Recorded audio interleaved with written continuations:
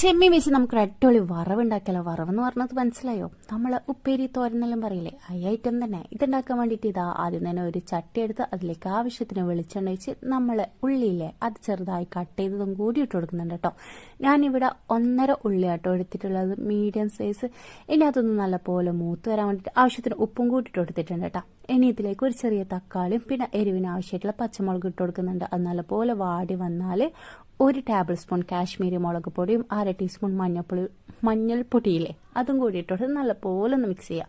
അതും പച്ചമണെല്ലാം മാറിക്കഴിഞ്ഞാൽ നമ്മൾ ചെമ്മീനും കൂടി ഇട്ട് കൊടുക്കുക. ചെമ്മീൻ പിന്നെ വേഗം വേവൂലേ, അതിലൊന്ന് സെറ്റായി വന്നാൽ നമുക്ക് തേങ്ങയും കൂടി ഇട്ട് കൊടുക്കട്ടോ. എന്താ നമ്മളെ സംഭവം റെഡി. ഇനി ഇതിലേക്ക് കുറച്ച് കരിവേപ്പിലും കൂടി ഇട്ട് കൊടുത്താൽ സംഭവം പൊളിയാട്ടോ. ഒരു വട്ടെങ്കിലും നിങ്ങൾ ഇങ്ങനെ ഒന്ന് ട്രൈ ചെയ്ത് നോക്കട്ടോ. അതേപോലെ നമ്മളെ വീഡിയോ ഇഷ്ടമായി ലൈക്ക് ചെയ്യാനും സബ്സ്ക്രൈബ് ചെയ്യാനും ഷെയർ ചെയ്യാനൊന്നും വിട്ടുപോകല്ലേ. നെക്സ്റ്റ് വീഡിയോ ഉടനെ വരാം. Bye bye.